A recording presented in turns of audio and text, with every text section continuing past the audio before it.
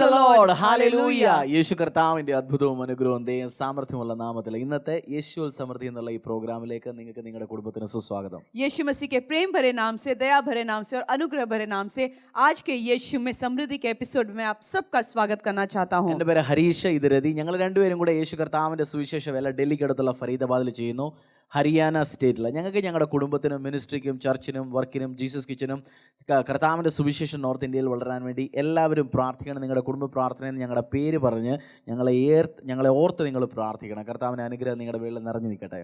इनका नाम हरीश है और मेरा नाम रति है. हम दोनों मिलके, हमारे कलीसिया का नाम है temple of the most high God church Faridabad में, जो हरियाणा क्षेत्र में पड़ता है. वहाँ पे हम दोनों मिलके सेवकाई करते हैं. तो मैं आपसे निवेदन करता हूँ, मेरे लिए, मेरे परिवार के लिए, हम दोनों का नाम लेके आप प्रार्थना कीजिएगा और आपके परिवार से जो कुछ आप कर सकते हैं कलीसिया के लिए, आप मिलके हमारे साथ कीजिएगा. നമ്മൾ കുറച്ച് എപ്പിസോഡുകൾ കൊണ്ട്, കുറച്ച് ആഴ്ചകൾ കൊണ്ട്, കുറച്ച് മാസങ്ങൾ കൊണ്ട് നമ്മൾ പഠിച്ചുകൊണ്ടിരിക്കുകയായിരുന്നു ഒരു സബ്ജക്റ്റിനെ കുറിച്ച്. ശാപങ്ങളെ എങ്ങനെ നമുക്ക് ഓവർകം ചെയ്യാം, പല പല ക്രിസ്ത്യൻ പ്രിൻസിപ്പിൾസ് യൂസ് ചെയ്ത് ശാപങ്ങളിൽ നിന്ന് എങ്ങനെ പുറത്തോട്ട് കൊണ്ടുവരാം. അത് ഒത്തിരി മെസ്സേജുകൾ, വാട്സപ്പുകൾ, ഒത്തിരി കോളുകൾ എനിക്ക് വന്നു. പലർക്കും അത് അനുഗ്രഹമാണ്, പലർക്കും ഒരു പുതിയൊരു റെവലേഷൻ അത് ഓപ്പൺ ചെയ്തു എന്ന് ഞാൻ അറിയുന്നു. അതിനുവേണ്ടി നന്ദി. കർത്താവ് നിങ്ങളെ അനുഗ്രഹിക്കട്ടെ. എല്ലാ എൻകറേജ്മെൻറ്റിനും നന്ദി, എല്ലാ സപ്പോർട്ടിനും നന്ദി. അത് നമുക്കൊന്ന് പുതിയ കുറച്ച് വിഷയങ്ങളിലേക്ക് ഇനി വരുന്ന ദിവസങ്ങളിൽ നമ്മൾ പഠിക്കാൻ പോകുന്നു. और पिछले, जैसे आप जानते हैं, पिछले कुछ एपिसोड में से हम ये सीख रहे हैं आशीष और श्रापों के बारे में, और कैसे हम श्रापों में से निकल सकते हैं, वो हमने सीखा. और मेरे पास बहुत सारे फ़ोन कॉल्स आए, व्हाट्सअप मैसेजेस आए कि आपका जो रेवलेशंस है, नए प्रकाशन आपके वचन के द्वारा हमें मिला. और मैं आप सबके उस मैसेजेस के लिए, कॉल्स के लिए और सपोर्ट के लिए मैं धन्यवाद करना चाहता हूँ. और अगले कुछ हफ्ते हम एक नए टॉपिक के बारे में हम सीखेंगे.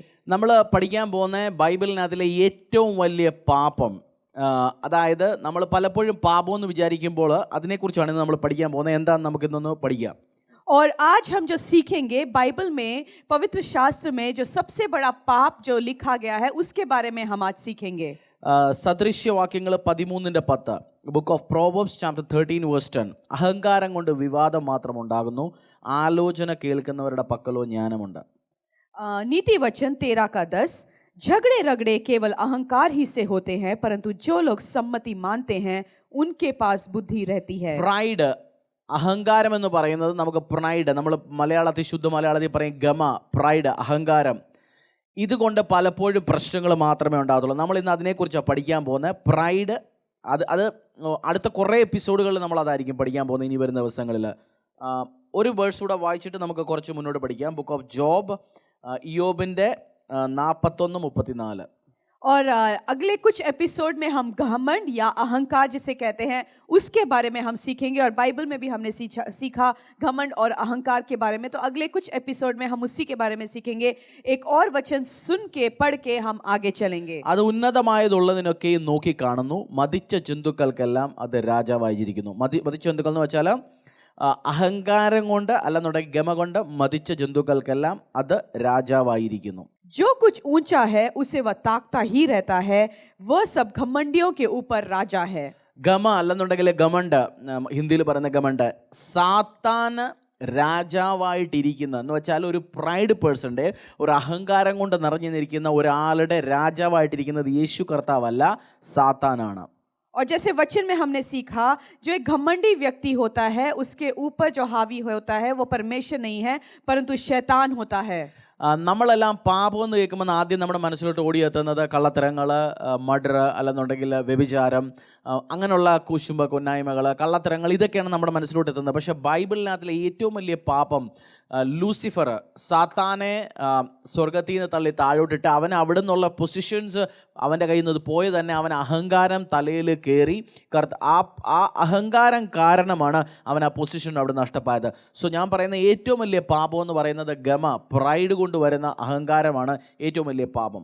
और जब हम पाप के बारे में सुनते हैं या सोचते हैं तो हमें लगता है चोरी करना या किसी के बारे में गलत करना या घात करना, हत्या करना, यही हमारे दिमाग में आता है कि यही पाप है। परंतु बाइबल में लिखा है जो सबसे बड़ा पाप ये है कि हम घमंडी हो जाते हैं। जो घमंडी होता है वो सबसे बड़ा पाप है।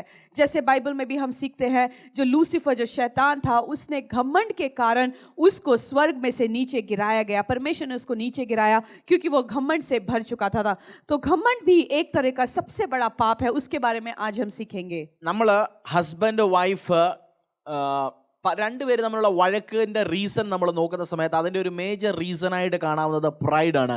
രണ്ട് ഈക്വലി പ്രൈഡ്ഫുൾ, ഈക്വലി ഗമണ്ട് അല്ലെങ്കിൽ ഈക്വലി അഹങ്കാരം നിറഞ്ഞിരിക്കുന്ന ആളുകളാണ് എപ്പോഴും വഴക്കിടുന്ന. അവരുടെ ഇടയിലാണ് വഴക്ക് എപ്പോഴും ഉണ്ടാകാൻ ചാൻസ്. और जब हम देखते हैं पति पत्नी के बीच में जब झगड़ा होता है तो दो घमंडियों के बीच में ही बहुत ज़्यादा झगड़ा होता है क्योंकि दोनों के अंदर घमंड होता है. ഹസ്ബൻഡ് ചിലപ്പം വൈഫിനോട് ചോദിക്കും, വൈഫ് ചിലപ്പോൾ ഹസ്ബൻഡിനെ ചോദിക്കും, നിനക്ക് ഇത് എന്നോട് പറയാൻ എങ്ങനെ ധൈര്യം വന്നു, എന്നോട് ഇത് എങ്ങനെ പറയാൻ പറ്റുന്നു? കാരണം അത്രയും പ്രൈഡ്ഫുള്ളായുള്ള വ്യക്തി സ്വന്തമായിട്ട് ഭയങ്കര ഒരു ഉയരത്തിലാണ് അവനവനെ തന്നെ വിചാരിക്കുന്നത്. സോ അന്നേരം ചോദിക്കും, നിനക്കിത് എന്നോട് പറയാൻ എങ്ങനെ ഹിമ്മത്ത് വന്നു, എങ്ങനെ നിനക്ക് ധൈര്യം വന്നെന്ന് ചോദിക്കും. സോ പ്രൈഡ് ഇങ്ങനെയുള്ള സ്റ്റേറ്റ്മെൻറ്റ്സ് നമ്മുടെ വായിൽ നിന്ന് വരുത്തും പലപ്പോഴും. और जो पति होता है वो कई बार अपनी पत्नी को बोलता है कि तुझ में इतनी हिम्मत कैसे आई कि तू ऐसे मुझसे बात कर सकती है. तो जो घमंड से भरा हुआ व्यक्ति है वो ही ऐसे बात करता है कि पत्नी को बोलता है इतनी हिम्मत कैसे हुई कि तू मुझसे ऐसे बात करे. യേശു കർത്താവ് അന്നത്തെ സമയത്തും കുതിരയുണ്ട്. പക്ഷേ യേശു ഒരു കഴുതയുടെ പുറത്തിരുന്നാണ് എൻട്രി ചെയ്തത്. കഴുതയെന്ന് പറയുന്ന അന്നത്തെ സമയത്ത് രാജാക്കന്മാർ പീസ്, ശാന്തി അല്ലെങ്കിൽ ഹംബിളായിട്ട് പോകുന്ന സമയത്ത് കഴുതപ്പുറത്തും, രാജാക്കന്മാർ യുദ്ധത്തിന് അല്ലെന്നുണ്ടെങ്കിൽ അദ്ദേഹത്തിൻ്റെ പവർ കാണിക്കാൻ പോകുന്ന സമയത്ത് കുതിരപ്പുറത്തുമാണ് പോയിക്കൊണ്ടിരിക്കുന്നത്. സോ നമ്മുടെ കർത്താവായ യേശു രാജാവ് കഴുതയുടെ പുറത്തിരുന്ന് ഹംബിളായിട്ടാണ് എൻറ്റർ ചെയ്തത്. സോ അത് കാണിക്കുന്നു കർത്താവ് ഹംബിളാണ്. നിങ്ങൾക്കും, നമ്മൾ കർത്താവിൻ്റെ ഫോളോവേഴ്സാണ്, നമ്മൾ സാത്താൻ്റെ ഫോളോവേഴ്സ് അല്ല. സോ അതുകൊണ്ട് ഹംബിളായിട്ട് ലൈഫിൽ, ജീവിതത്തിൽ, മിനിസ്ട്രിയിൽ എല്ലായിടവും നമ്രമായിട്ട് മുന്നോട്ട് പോകണം. ഞാനിന്ന് ബൈബിളിൽ നിന്ന് ഒത്തിരി കാര്യങ്ങൾ ഇനി വരുന്ന എപ്പിസോഡിൽ കൂടെ പഠിക്കും. നിങ്ങളുടെ ലൈഫ് ചേഞ്ച് ആവും, മിനിസ്ട്രി ചേഞ്ച് ആവും, ജോബ് ചേഞ്ച് ആവും, ഓഫീസ് ചേഞ്ച് ആവും, ബിസിനസ് ചേഞ്ച് ആവും, നിങ്ങളുടെ ഇന്റർപേഴ്സണൽ റിലേഷൻഷിപ്പ് എല്ലാം ചേഞ്ച് ആവും. ഇനി വരുന്ന എപ്പിസോഡുകൾ നിങ്ങൾ നല്ലോണം പഠിച്ച് മനസ്സിലാക്കി മുന്നോട്ട് പോയാൽ. और हम बाइबल में भी देखते हैं जब यीशु मसीह यरूशलेम में आ रहे थे तो वो घोड़े, उस टाइम पे घोड़ा और गधा सब कुछ होता था, परंतु उस टाइम घोड़े पे नहीं आए, वो गधे पे आए. जब उस टाइम पे कोई व्यक्ति गधे पे बैठ के आता है, इसका मतलब ये है वो एक शांति का प्रचार कर रहा है. यीशु मसीह अपने आप को नम्र करके एक शांति का सुसमाचार लेके यरूशलेम में अंदर प्रवेश कर रहे थे. उसी प्रकार हमें भी अपने आप को नम्र करना है. और जैसे जैसे हम इस एपिसोड में से सीखेंगे घमंड के बारे में, अपने आप को नम्र करने के बारे में, मेरा विश्वास है कि आपका जीवन चेंज होगा. आपकी जो परिस्थितियां हैं वो चेंज होगी. आपके जॉब में आपको और आशीष मिलेगा, आपके व्यवसाय में और आशीष मिलेगा, आपके परिवार में आपके और आशीष मिलेगा, आपके पति पत्नी के बीच में, बच्चों के बीच में आप और आशीष में जाएंगे जब आप अपने आप को नम्र करके आगे चलेंगे. ഈ സബ്ജക്റ്റ് എന്ന് വെച്ചാൽ ഞാനിത് നല്ലോണം പഠിപ്പിക്കാം. കാരണം എൻ്റെ PhD എന്ന് പറയുന്ന ഡോക്ടറേറ്റ് കിട്ടിയേക്കുന്നത് ഗമയിലും അഹങ്കാരത്തിലും ആയിരുന്നു. സോ അതുകൊണ്ട് എനിക്ക് ഇപ്പം കർത്താവ് എന്നെ സിറ്റുവേഷനുകളിൽ കൂടെ, ടീച്ചിങ്ങുകളിൽ കൂടെ, സിറ്റുവേഷൻസിൽ കൂടെ ഞാൻ മനസ്സിലായി, എനിക്ക് കുനിപ്പിച്ചു. സോ ആ ഹംബിൾ ആറ്റിറ്റ്യൂഡ്. സോ ഞാൻ എൻ്റെ എക്സ്പീരിയൻസുകളിൽ കൂടെ പല കാര്യങ്ങളും ഞാൻ എക്സ്പീരിയൻസ് ആയത്, മനസ്സിലാക്കിയത് കർത്താവിൻ്റെ വചനത്തിൽ നിന്ന് പഠിപ്പിക്കാം. സോ നിങ്ങളുടെ ഉള്ളിലുള്ള അഹങ്കാരം അല്ലെന്നുണ്ടെങ്കിൽ ആ പ്രൈഡ്, ആ അരഗൻസ് അത് മാറിപ്പോകട്ടെ. സോ എന്നിട്ട് നിങ്ങൾ ഒത്തിരി അനുഗ്രഹങ്ങളിലേക്ക് എൻ്റർ ചെയ്യട്ടെ എന്ന് ഞാൻ പഠിപ്പിക്കാം. സോ എക്സ്പീരിയൻസിൽ കൂടെ, സ്വന്തം സ്റ്റോറികളിൽ കൂടെ പഠിപ്പിക്കും. और घमंड के बारे में मैं बहुत ही अच्छी तरह आपको सिखा सकता हूँ क्योंकि एक टाइम मैं भी अपने मसीह जीवन में बहुत ही घमंडी व्यक्ति था, परंतु परमेश्वर ने अलग अलग एक्सपीरियंस से मुझे लेके गया और मुझे एक नम्र बनाया. जो मेरे घमंड को परमेश्वर ने तोड़ा और मुझे नम्र बनाया. इसीलिए मैं एक घमंडी व्यक्ति आज आपके सामने खड़े होके नम्रता के विषय में आपको सिखा सकता हूँ.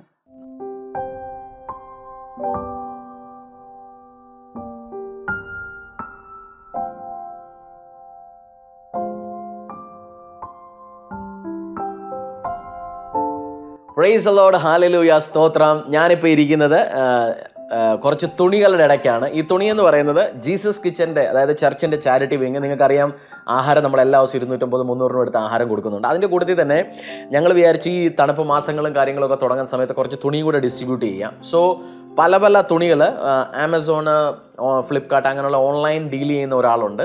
സോ അദ്ദേഹം കുറച്ച് തുണികൾ അറേഞ്ച് ചെയ്തു അവരുടെ ഓഫീസിൻ്റെ വെയർ ഹൗസിൽ നിന്ന് ഇങ്ങനെ റിട്ടേൺ വരുന്ന ഇതൊക്കെ. അപ്പോൾ വളരെ കുറഞ്ഞ വില കുറച്ച് ഇതിൽ നമുക്ക് അറേഞ്ച് ചെയ്യാൻ പറ്റി.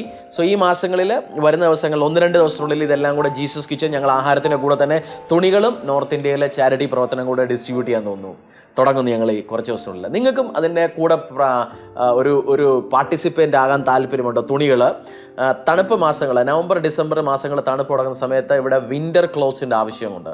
ഒത്തിരി പേര് സ്ട്രീറ്റിൽ ഉറങ്ങുന്നു. സോ അവർക്ക് ബ്ലാങ്കറ്റ് ഡിസ്ട്രിബ്യൂട്ട് ചെയ്യാൻ ചർച്ച് താല്പര്യപ്പെടുന്നു, ജീസസ് കിച്ചൻ താല്പര്യപ്പെടുന്നു.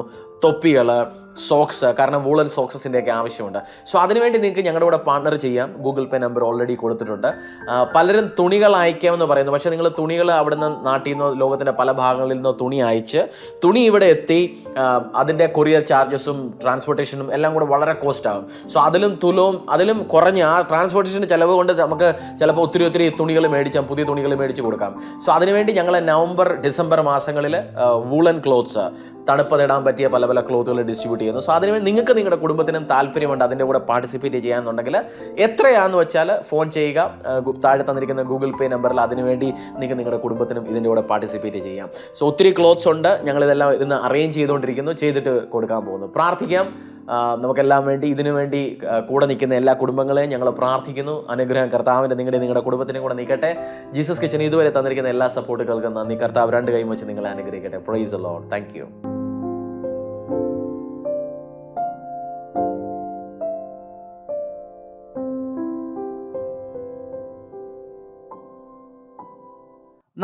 നമ്മൾക്ക് പല പല എനിമിയുണ്ട്, ശത്രുക്കളുണ്ട്.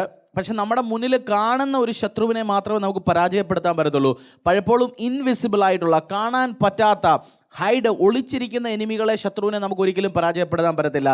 പ്രൈഡ്, അഹങ്കാരം, ഗമ, അരഗൻസ്, അങ്ങനെയുള്ള സംസാരങ്ങൾ, അങ്ങനെയുള്ള ആറ്റിറ്റ്യൂഡ് എന്ന് പറയുന്നത് നമ്മുടെ ഉള്ളിൽ ഒളിഞ്ഞിരിക്കുന്ന, എന്നാൽ നമുക്ക് എനിമി അറിയത്തില്ല, അത് ഒളിഞ്ഞിരിക്കുന്ന എനിമിയാണ്. സോ അത് നിങ്ങളെ അകത്തിരുന്ന് തന്നെ അത് നശിപ്പിക്കും ഒരു ദിവസം. ആ ഹാബിറ്റ്, ആ നേച്ചർ, ആറ്റിറ്റ്യൂഡ്. സോ ഈ ഒളിഞ്ഞിരിക്കുന്ന ഇൻവിസിബിൾ എനിമിയെ നിങ്ങൾക്ക് എങ്ങനെ പരാജയപ്പെടുത്താം? നല്ല ഒരു നമ്രമായ, അല്ലെങ്കിൽ ഒരു ഹംബിളായ, ഒരു നമ്രതയോടെ ജീവിക്കുന്ന ഒരു വ്യക്തിയായി എങ്ങനെ മുന്നോട്ട് പോകാമെന്ന് നമുക്ക് ഇനി വരുന്ന എപ്പിസോഡിലൂടെ. ഇന്നത്തെ ഇൻട്രൊഡക്ഷനാണ്.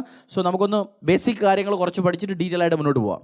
और जो हमारे जो अंदर जो शैतान होता है, उस शैतान को जो हमें दिखता है उसको गिराना बहुत ही इजी होता है. परंतु जो चीज़ें हमें दिखती नहीं है, जैसे घमंड है, अहंकार है, ये सब हमारे अंदर होता है जो हम देख नहीं सकते. और कई जगहों में वो घमंड और अहंकार बाहर निकल के आता है. तो इसीलिए हमें वो घमंड और अहंकार जो हमारे जीवन में है उसको ख़त्म करना बहुत ही ज़रूरी है, ताकि हम आशीष में और आगे बढ़ते चले. പല പ്രാവശ്യവും നമ്മുടെ ചിലർ പറയും, എനിക്ക് ചെറിയ ചായക്കടയിൽ ഇരുന്ന് എന്നെക്കൊണ്ട് ആഹാരം കഴിക്കാൻ പറ്റത്തില്ല, എനിക്ക് വലിയ റെസ്റ്റോറൻറ്റിൽ നിന്ന് ആഹാരം കഴിക്കാൻ പറ്റത്തുള്ളൂ, എനിക്ക് ഈ ബ്രാൻഡ് തുണി ഉണ്ടെങ്കിൽ മാത്രമേ ഞാൻ ഇടത്തുള്ളൂ, ഇന്ന ഷോപ്പിൽ നിന്ന് മാത്രമേ ഞാൻ മേടിക്കത്തുള്ളൂ, ഞാൻ ഈ ചെറിയ കാര്യങ്ങളൊന്നും ചെയ്യത്തില്ല. ആ വലിയൊരു അഹങ്കാരം കാണിച്ചുകൊണ്ട് നിൽക്കും. സോ ഇങ്ങനെയുള്ള ആറ്റിറ്റ്യൂഡുകളൊക്കെ ഒരു ടോക്കിംഗ് അല്ലെന്നുണ്ടെങ്കിൽ അങ്ങനെയുള്ള വിചാരങ്ങൾ നിങ്ങളുടെ അകത്തുള്ള പ്രൈഡിൻ്റെ അല്ലെങ്കിൽ അഹങ്കാരത്തിൻ്റെ ലക്ഷണമാണ്. और कुछ लोग हैं ऐसे बोलते हैं, अरे इतनी छोटी दुकान में मैं बैठ के चाय नहीं पी सकता, या वो बोलेंगे कि मैं तो ब्रांडेड कपड़े ही पहनूंगा और कोई कपड़े मैं नहीं पहन सकता. या कुछ लोग बोलेंगे, अरे ऐसी जगह में मैं नहीं खाना खा सकता क्योंकि मेरे स्टैंडर्ड से नीचे है. ये सब एक घमंड के लक्षण है जो आपको ख़त्म कर सकते हैं.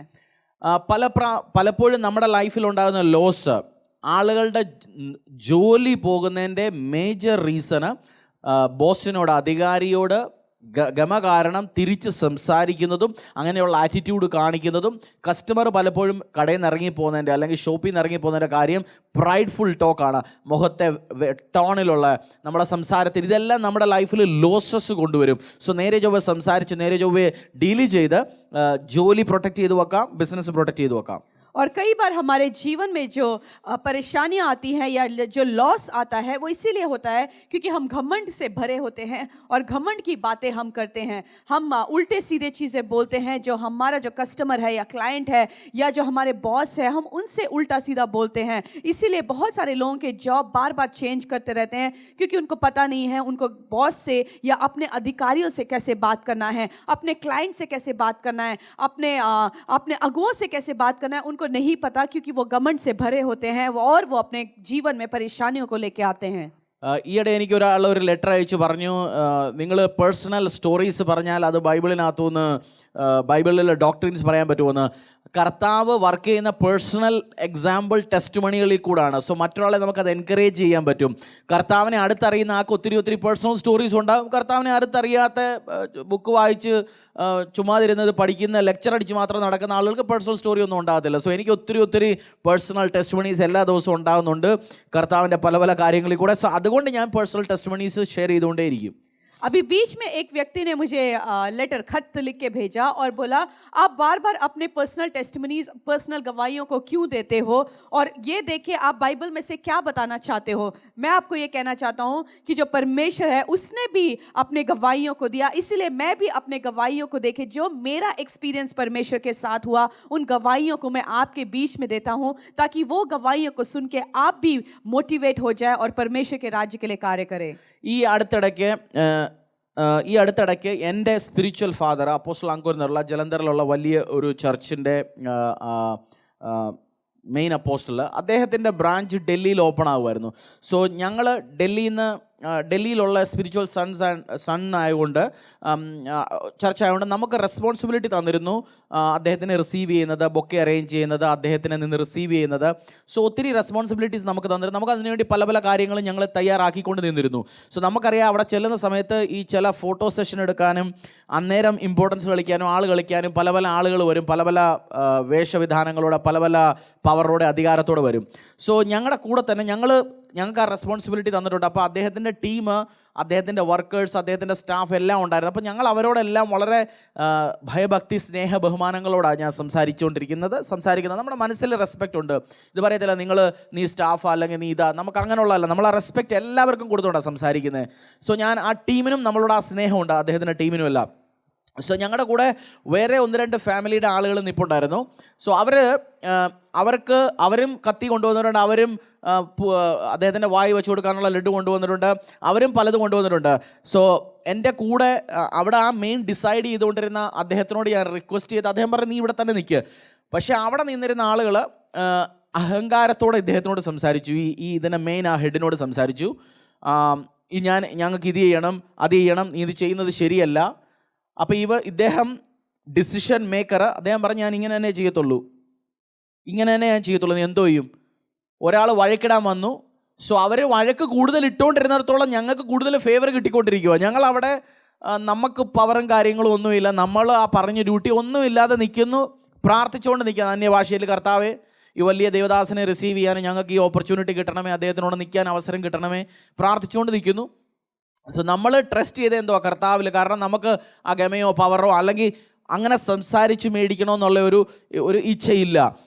അതിൽ കൂടെ അത് കഴിഞ്ഞ് രാത്രിയിലത്തെ സമയത്ത് ഞാൻ ഇതൊന്ന് ട്രാൻസ്ലേറ്റ് ചെയ്ത് കഴിഞ്ഞിട്ട് ഒരു കാര്യം പറഞ്ഞ് മനസ്സിലാക്കാം. अभी बीच ही में मेरे स्पिरिचुअल फादर जो एपोस्टल अंकुर नल्ला जी, उनका दिल्ली में ब्रांच ओपन हो रहा था और जब ब्रांच ओपनिंग हो रहा था हमें भी कुछ काम रिस्पॉन्सिबिलिटीज़ दिया गया था. उनको रिसीव करने का रिस्पॉन्सिबिलिटी हमें दिया गया था.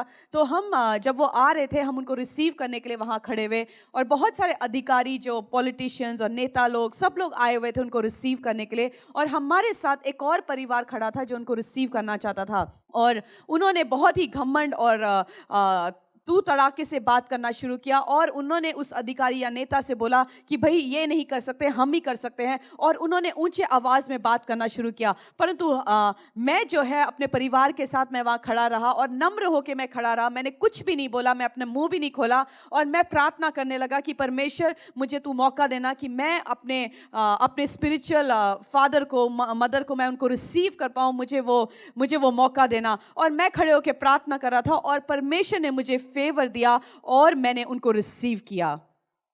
അന്ന് രാത്രിയിൽ സോ അവരെ സൈഡിലോട്ടാക്കി, അഹങ്കാരം കാണിച്ചവർ സൈഡിലായി. അന്ന് രാത്രിയിൽ ആ മെയിൻ ഓർഗനൈസർ, അവിടുത്തെ ആ മെയിൻ പേഴ്സൺ, അദ്ദേഹത്തിനെ ഞാൻ രാത്രിയിൽ ഹോട്ടലിൽ കണ്ട സമയത്ത് അദ്ദേഹം പറഞ്ഞു, ഹരീഷേ, സ്നേഹത്തോടെ സംസാരിക്കുവാണെങ്കിൽ ഞാൻ ജീവൻ കൊടുക്കും, പക്ഷേ എന്നോട് ദേഷ്യത്തോടെ സംസാരിച്ചോ അരഗൻസോടെ സംസാരിച്ചാലോ ഞാനത് എതിർക്കും. സോ ഞാനത് മനസ്സിലാക്കി, കർത്താവ് നമ്മൾ സ്നേഹത്തോടെ റെസ്പെക്റ്റോടെ സംസാരിച്ചാൽ എന്ത് കാര്യങ്ങളും എവിടുന്ന് നേടിയെടുക്കാം. പക്ഷെ നമ്മൾ നമ്മുടെ അഹങ്കാരം, ടോണ് അങ്ങനെ സംസാരിച്ചാൽ ഒരു കാര്യങ്ങളും ഒരിക്കലും നടത്തത്തില്ല. और जो इस इवेंट को ऑर्गेनाइज कर रहे थे उनसे मैं फिर उसी दिन रात को उनके होटल में जाके मिला. उन्होंने मेरे को बुलाया था. तो जब मैं उनसे मिलने गया, उन्होंने मुझे बोला कि भाई, मैं तुझसे एक चीज़ कहना चाहता हूँ, अगर मुझसे प्यार से बात करे तो मैं प्यार के कारण मैं उसको जीवन भी देने के लिए तैयार हूँ, परंतु अगर घमंड के साथ किसी ने मुझसे बात किया तो मैं उसको छोड़ूंगा नहीं. इसका मतलब ये है, अगर हम प्यार से कोई भी चीज़ को हैंडल करेंगे तो फेवर ले सकेंगे, परंतु घमंड के साथ खड़े रहेंगे तो जो चीज़ हमारे लिए रखी हुई है वो भी हमारे हाथों से हम खो बैठेंगे. എൻ്റെ കയ്യിൽ ചെറിയ ചെറിയ എക്സാമ്പിളേ ഉള്ളൂ. അമേരിക്കയിലെ ഹാർവാർഡ് യൂണിവേഴ്സിറ്റി അല്ലെന്നുണ്ടെങ്കിൽ ബിൽഗേറ്റ്സിൻ്റെ എക്സാമ്പിൾ ഇല്ല. ഞാൻ എൻ്റെ ലൈഫിൽ നടക്കുന്ന സിമ്പിൾ എക്സാമ്പിൾ കൊണ്ട് പറഞ്ഞ് മനസ്സിലാക്കാണ് ഞാൻ ട്രൈ ചെയ്യുന്നത്. और मेरे पास ऐसे छोटे छोटे ही गवाहियाँ हैं. मेरे पास बहुत बड़े चीज़ें नहीं हैं, जैसे यूएस की कोई बातें या हार्वर्ड यूनिवर्सिटी की बातें, कुछ मैं आपको नहीं बता सकता, परंतु जो गवाही, जो चीज़ मेरे साथ होता है उससे मैं आपको सिखा सकता हूँ. ഈ വാക്സിന്, നമ്മുടെ കോവിഡ് വാക്സിന് ലോഞ്ച് ആയ സമയത്ത് ആദ്യം ഹെൽത്ത് വർക്കേഴ്സ്, അത് കഴിഞ്ഞ് 60 വയസ്സിന് മേലുള്ള ആളുകൾക്ക്. സോ ആ വാക്സിൻ്റെ ഷോർട്ടേജ് സമയത്ത്, ഇപ്പോൾ വാക്സിൻ അവൈലബിൾ ആണ്, പക്ഷേ ഷോർട്ടേജ് സമയത്ത് എൻ്റെ ഫാദറിനോയ്ക്കും മദറിനോയ്ക്കും വാക്സിൻ എടുക്കണമായിരുന്നു. സോ ഞങ്ങളുടെ ചർച്ചിൽ ഒരു ബ്രദർ ഒരു ഗവൺമെൻറ് ഹോസ്പിറ്റലിൽ ജോലി ചെയ്യുന്നുണ്ട്. അപ്പോൾ പുള്ളി പറഞ്ഞു, 4 മണിയാകുമ്പോൾ വൈകുന്നേരം വാ, തിരക്കും കാര്യങ്ങളും റഷും എല്ലാം മാറും, അത് കഴിഞ്ഞ് വരാൻ. ഞങ്ങൾ 4 മണിയായപ്പോൾ ചെന്ന സമയത്ത് അവിടെ വാക്സിൻ തീർന്നു. സോ പുള്ളിക്ക് ടെൻഷനായി. അപ്പോൾ പുള്ളി ഞാനുണ്ട്, എൻ്റെ ഫാദറിനോ മദറിനെ വിളിച്ചുകൊണ്ട് CMOയുടെ അടുക്ക പോയി. എന്നിട്ട് CMOയുടെ അടുക്ക പോയിട്ട് പുള്ളി റിക്വസ്റ്റ് ചെയ്തു. അപ്പോൾ CMO പറഞ്ഞു, ഇല്ല, അടുത്ത സ്റ്റോക്ക് വന്നിട്ടേ ഉള്ളൂ, ഇപ്പോൾ എനിക്കത് ഓപ്പൺ ചെയ്യാൻ പറ്റത്തില്ല. പക്ഷേ പുള്ളി ഇങ്ങനെ കയ്യും പിടിച്ചുകൊണ്ട് ഇങ്ങനെ നിൽക്കുക, തലയും താഴ്ത്തിട്ടുണ്ട്. അങ്ങേര് പറയുന്ന കേൾക്കുന്നു, എന്നിട്ട് പിന്നെയും പറയുന്നു, ഇല്ല എനിക്ക് വേണം, ഞാൻ ഇവരെ വിളിച്ചുകൊണ്ട് വന്നേക്കുക. പുള്ളി ഇങ്ങനെ നിൽക്കുക, കൈയും കാണിച്ചുകൊണ്ട് ഇങ്ങനെ. അവസാനം അവരുടെ തലയിൽ പ്രഷറായി. അവർ പറഞ്ഞ് നാളെ കൊടുക്കേണ്ട സ്റ്റോക്ക് ഇന്ന് തന്നെ എടുത്ത് ഇവർക്ക് ഇഞ്ചക്ഷൻ കൊടുത്ത് വിടാൻ.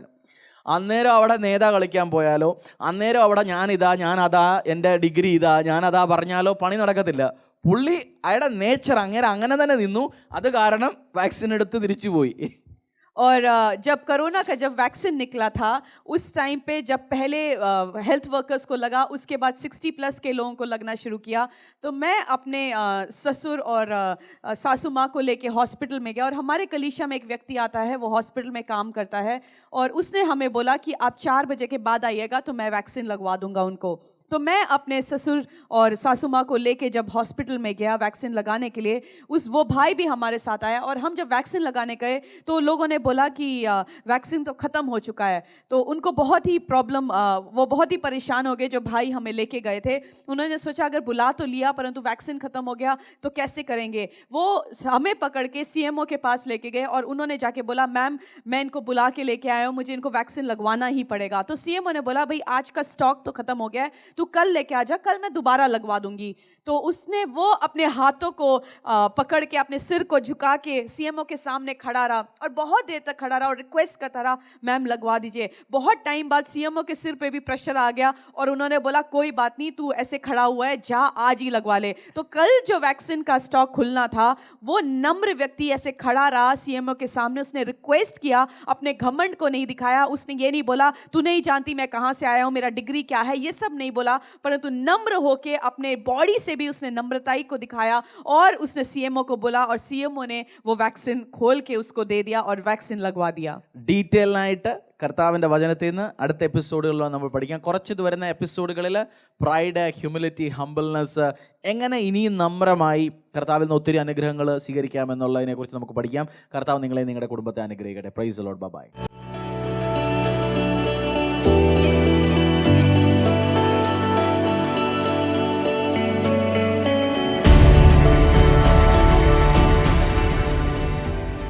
खाना बहुत अच्छा, खाने के लिए धन्यवाद. पिछले साल से खाना दे रहे हो, खाना बहुत अच्छा है, इसलिए आपका धन्यवाद. खाने के लिए धन्यवाद. Thank you. Praise the lord, hallelujah. Jesus കിച്ചന്റെ രണ്ടാമത്തെ യൂണിറ്റിൽ നിന്നാണ് ഞാനിപ്പോൾ നിങ്ങളോട് സംസാരിക്കുന്നത്. ജീസസ് കിച്ചന്റെ ആദ്യത്തെ യൂണിറ്റ് NITയിൽ നടക്കുന്നു. ജീസസ് കിച്ചന്റെ രണ്ടാമത്തെ യൂണിറ്റ് ഞങ്ങളുടെ ചർച്ചിനോട് ചേർന്ന് തന്നെ സെക്ടർ 77 ഫരീദാബാദിൽ ഈ വില്ലേജിൽ നടക്കുന്നു. ഇവിടുന്നും ഇപ്പം ഒരു സ്ലമ്മിലേക്ക്, ഒരു കോളനിയിലേക്ക് ആഹാരം എല്ലാ ദിവസവും ഇവിടുന്ന് പോകുന്നുണ്ട്. ഇതുവരെ ജീസസ് കിച്ചന് തന്ന എല്ലാ സപ്പോർട്ടുകൾക്കും നന്ദി. കർത്താവ് നിങ്ങളെ അനുഗ്രഹിക്കട്ടെ. Continuous support. നിങ്ങളിൽ പലരും ഞാൻ പറയാതെ ജസ്റ്റ് ബാങ്കിലോട്ട് ട്രാൻസ്ഫർ ചെയ്യുന്നു. കർത്താവിൻ്റെ വർക്കുകൾക്ക് വേണ്ടി നിങ്ങൾ ഞങ്ങളുടെ കൂടെ ഫൈനാൻഷ്യലി പ്രാർത്ഥനയോടുകൂടെ സാമ്പത്തിക സഹായങ്ങളോട് നിൽക്കുന്നതിന് വേണ്ടി കർത്താവ് നിങ്ങൾ ഒത്തിരി ഒത്തിരി അനുഗ്രഹിക്കട്ടെ. പലരും ഇറഗുലർ ഗിവേഴ്സാണ്. ചിലപ്പോൾ തരും, ചിലപ്പോൾ ചെയ്യും, ചിലപ്പോൾ ചെയ്യത്തില്ല, ചിലപ്പോൾ മൂടുണ്ടേ ചെയ്യും. അങ്ങനെയല്ല, നിങ്ങളിൽ പലരും കർത്താവിൻ്റെ ദൈവ വർക്കിന് വേണ്ടിയിട്ട്, ജീസസ് കിച്ചന് വേണ്ടിയിട്ട്, ഈ ഗോസ്പൽ വർക്കിന് വേണ്ടിയിട്ട് കൺസിസ്റ്റൻ്റായി തരുന്നു. ഒരു ബൈബിൾ വേഴ്സ് ഞാൻ നിങ്ങൾക്ക് വേണ്ടി വായിക്കാൻ താല്പര്യപ്പെടുന്നു, അത് കഴിഞ്ഞ് പ്രാർത്ഥിക്കാൻ താല്പര്യപ്പെടുന്നു. ജീസസ് കിച്ചൻ്റെ പ്രോമിസ് വേഴ്സ് ബുക്ക് ഓഫ് ലൂക്കിൽ നിന്ന് അധ്യായം 14 അധ്യായം. പാസ്റ്റർ രതി ഒന്ന് ഹിന്ദിയിൽ പഠിക്കും. लूका 14:12। तब उसने अपने नेवता देने वाले से भी कहा, जब तू दिन का या रात का भोज करे तो अपने मित्रों या भाइयों या कुटुंबियों या धनवान पड़ोसी को न बुला, कहीं ऐसा ना हो कि वे भी तुझे नेवता दें और तेरा बदला हो जाए। परंतु जब तू भोज करे तो कंगालों, टुंडों, लंगड़ों और अंधों को बुला, तब तू धन्य होगा, क्योंकि उनके पास तुझे बदला देने को कुछ नहीं, परंतु तुझे धर्मियों के जी उठने पर इसका प्रतिफल मिलेगा. 2020 കൊറോണ തുടങ്ങിയ സമയത്ത് മാർച്ച് ഏപ്രിലാണ് കർത്താവ് നമ്മളോട് പറഞ്ഞത് ഈ പ്രൊജക്റ്റ് തുടങ്ങ്. ഞങ്ങൾ അന്ന് മുതൽ ആഹാരം കൊടുത്തു. അന്ന് ആ സമയങ്ങളിൽ 500 പേർക്ക് 700 പേർക്ക് വരെ ആഹാരം കൊടുക്കുന്നു. ഇപ്പോൾ 200-250 പേർക്ക് രണ്ടാമത്തെ യൂണിറ്റോടെ കൂടി 250-300 പേർക്ക് അടുത്ത ആഹാരം പോകുന്നുണ്ട്.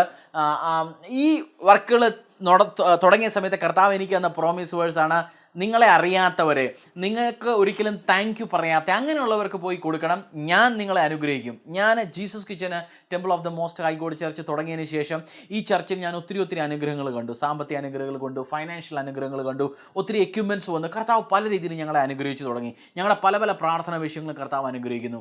അതുപോലെ ജീസസ് കിച്ചനിൽ സപ്പോർട്ട് ചെയ്യുന്ന പലരും എനിക്ക് കേരളത്തിൽ നിന്ന് ഫോൺ ചെയ്ത്, ലോകത്തിൻ്റെ പല ഭാഗങ്ങളുള്ള മലയാളികളെ ഫോൺ ചെയ്ത് പറയുന്നുണ്ട്, ജീസസ് കിച്ചനിലേക്ക് വേണ്ടി കൊടുക്കാൻ കഴിഞ്ഞതിന് ശേഷം, തുടങ്ങിയതിന് ശേഷം ഞങ്ങളുടെ ജീവിതത്തിൽ പല അനുഗ്രഹങ്ങളും കണ്ടത്. ഇത് ഞങ്ങളുടെ എക്സ്പീരിയൻസ് ആണ്, ഞങ്ങളുടെ ഫാമിലിയുടെ എക്സ്പീരിയൻസ് ആണ്, പലരുടെയും ആയിരക്കണക്കിന് ആളുകളുടെ എക്സ്പീരിയൻസ് ആണ്. അതുകൊണ്ട് കർത്താവ് നിങ്ങളെ അനുഗ്രഹിക്കട്ടെ. ഈ രണ്ടാമത്തെ യൂണിറ്റിന് വേണ്ടി പ്രാർത്ഥിക്കുക. എൻ്റെ പ്രാർത്ഥനയാണ് കർത്താവ്, ഇപ്പം ഞങ്ങൾ ഈ ചർച്ച് നിൽക്കുന്ന സ്ഥലവും വാടക സ്ഥലത്താണ് ഞങ്ങൾ പല കാര്യങ്ങളും ബിൽഡപ്പ് ചെയ്ത് വെച്ചിരിക്കുന്നത്. കർത്താവ് കർത്താവ് അദ്ദേഹത്തിൻ്റെ ചർച്ച് ഞങ്ങളിൽ കൂടെ ബിൽഡ് ചെയ്യുന്ന സമയത്ത്, നമ്മളൊക്കെ കൂടെ ബിൽഡ് ചെയ്യുന്ന സമയത്ത്, ഏക്കറുകളിൽ ചർച്ച് നിൽക്കുന്ന സമയത്ത് വലിയൊരു കിച്ചൺ ഉണ്ടാക്കി 5000 പേർക്ക് വേണ്ടി ഒരു ദിവസം ആഹാരം കൊടുക്കണമെന്നാണ് ജീസസ് കിച്ചൻ്റെ വിഷന്. 5 അപ്പം കൊണ്ട് 5000 പേരെ ഊട്ടിയ നമ്മുടെ കർത്താവ് അതിനുവേണ്ടി നമ്മളെല്ലാം ഇനേബിൾ ചെയ്യും. കർത്താവിൻ്റെ സ്നേഹം അറിയട്ടെ. അതുപോലെ ജീസസ് കിച്ചണിൽ ഞങ്ങളൊരു ഹോസ്പിറ്റലിൽ കൊടുക്കുന്ന സമയത്ത് അതിൽ കൂടെ ട്രാക്സും ഇതിൻ്റെ കൂടെ ഗോസ്പൽ ട്രാക്സ് ഞങ്ങൾ ഡിസ്ട്രിബ്യൂട്ട് ചെയ്യുന്നുണ്ട്. അതിൽ കൂടെ ഒരു വ്യക്തി കർത്താവിനെ അറിഞ്ഞു, അദ്ദേഹം ബാപ്റ്റിസം എടുത്ത് സ്നാനപ്പെട്ട് കർത്താവിന് കീഴ്പ്പെട്ട് മുന്നോട്ട് പോകുന്നു. സോ കർത്താവ് പല രീതികളിൽ കൂടെ കർത്താവിൻ്റെ സുവിശേഷം മുന്നോട്ട് കൊണ്ടുപോകുന്നു. സോ ഈ സുവിശേഷ പ്രവർത്തനങ്ങളിൽ നിങ്ങളുടെ കുടുംബവും പാർട്ടിസിപ്പേറ്റ് ചെയ്യുക. ഇതുവരെ നിങ്ങൾ അതിനുവേണ്ടി മുന്നോട്ട് കൈവച്ചില്ല, ഇന്ന് ഈ സമയത്ത് ഈ പറഞ്ഞ നമ്പറിൽ തന്നിരിക്കുന്ന നമ്പറുകളിൽ ഫോൺ ചെയ്യുക. ഗൂഗിൾ പേ പല മാർഗങ്ങളിൽ കൂടെ നിങ്ങൾക്ക് ഫൈനാൻഷ്യലി സപ്പോർട്ട് ചെയ്യാം. പ്രാർത്ഥിക്കുക. ഞങ്ങളുടെ ടീമിന് വേണ്ടിയിട്ട്, സേഫ്റ്റിക്ക് വേണ്ടിയിട്ട്, ഇത് മുടക്കമില്ലാതെ മുന്നോട്ട് കൊണ്ടുപോകാൻ വേണ്ടി കർത്താവ് ഞങ്ങളുടെ കൂടെ നിൽക്കട്ടെ. കർത്താവ് കൂടെയുണ്ട്. നമ്മളും എല്ലാം ഒരുമിച്ച് നിന്ന് ഈ വർക്കിനെ മുന്നോട്ട് കൊണ്ടുപോകാം. നോർത്ത് ഇന്ത്യ യേശുവിൻ്റെ സുവിശേഷം അറിയട്ടെ. താങ്ക് യു ഇതുവരെ നിന്നതിന് വേണ്ടി. കർത്താവ് നിങ്ങളെ അനുഗ്രഹിക്കട്ടെ. Thank you.